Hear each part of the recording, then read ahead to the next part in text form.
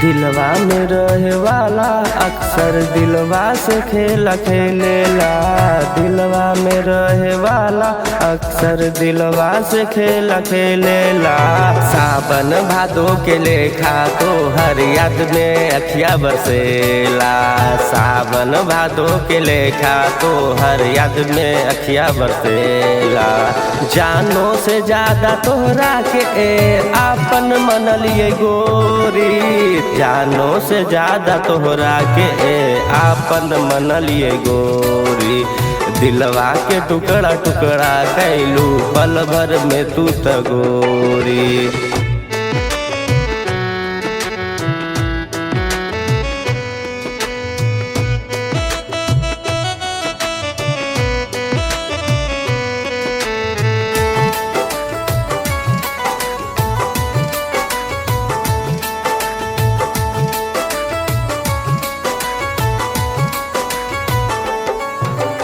कितने बता दी राम जी दिलवा काहे बनवला।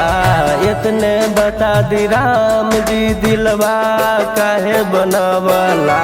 दिलवा में रहे वाला अक्सर दिलवा से खेला खेलेला।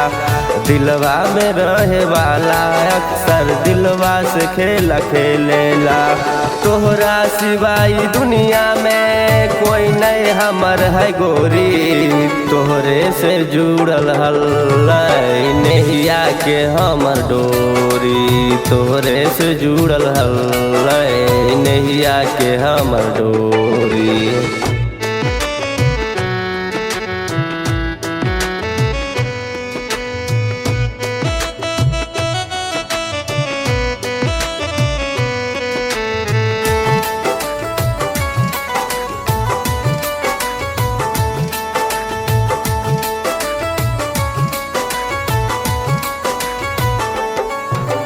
वादा कैलू तू मिले के मिले नहीं तू ऐलू। वादा कैलू तू मिले के मिले नहीं तू ऐलू।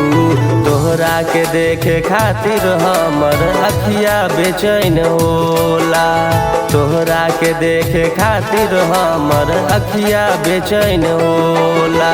तोहरा के देखे खातिर हमर अखिया बेचैन होला। भैलू अब भतार वाला सौरभ रात भर रोवेला।